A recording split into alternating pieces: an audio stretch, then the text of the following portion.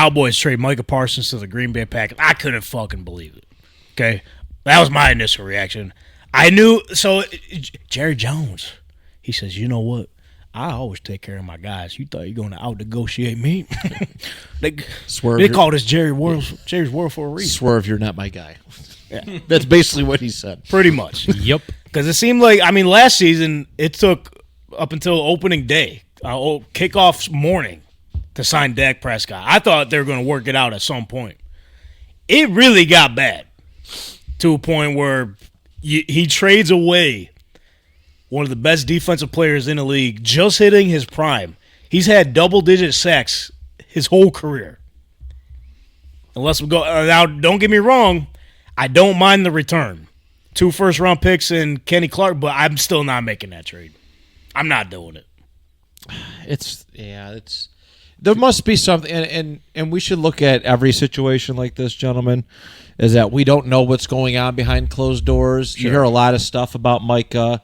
You know, he's one of them podcast guys, you know, one of them troublemakers. One of us.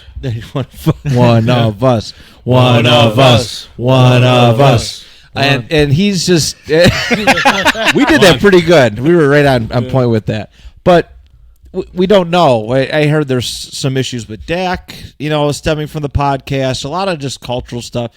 It's got to be so hard to play in Dallas. Okay. It's already noisy as it is. Then you got a podcast guy, but I think it's going to work out for everybody.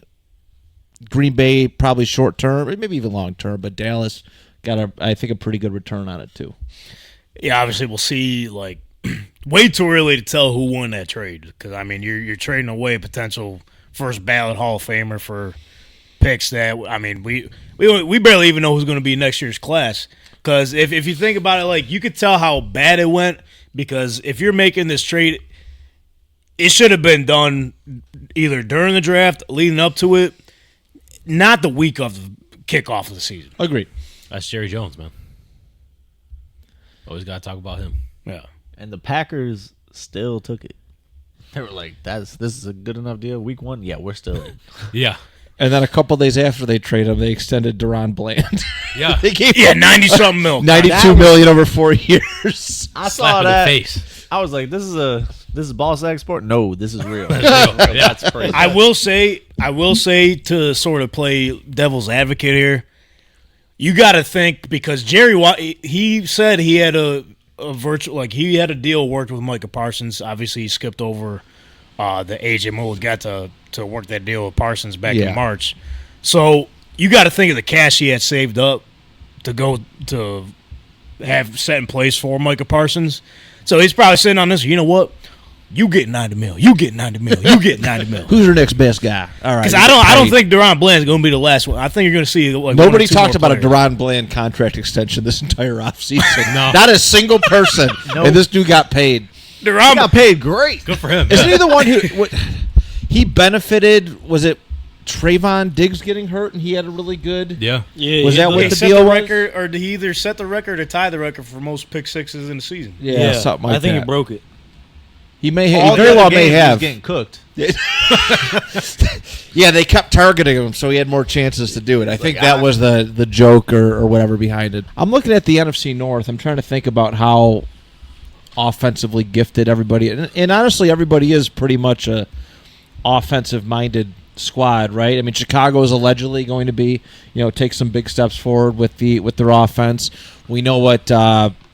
Minnesota, what they're trying to do. They got a lot of talent there, and of course, Detroit has been relatively offensive heavy as well. So I think it's a solid move. I think this trade is a win-win.